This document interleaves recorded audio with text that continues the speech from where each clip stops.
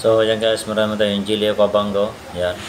Meron na yung parts yan guys. So i-install na natin yan. Ang problema nito ang kanyang tie rod in, ball joint.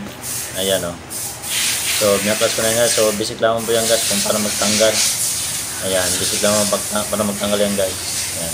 Kasi may lock po yan. Ayan ang ating original na tie rod in. Ayan. Kita niyo guys. Ayan. So yan ang papalitan natin. Ayan guys. Kung paano pagtanggal guys, ganoon din ang pagbalik yan guys. So basic lang po yun guys kung paano yung babalik din. Ayan.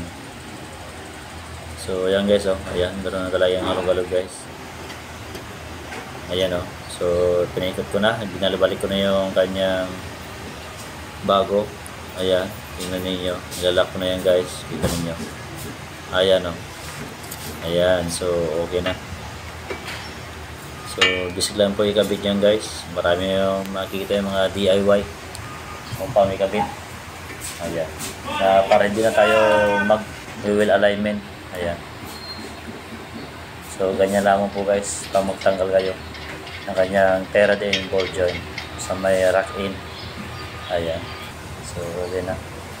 So kailangan natin ipitan yan para sigurado. Ayan, para matanggal guys. So ganyan lang po ang pagkakabit niyan. Yan. So basic lang po. Salamat po.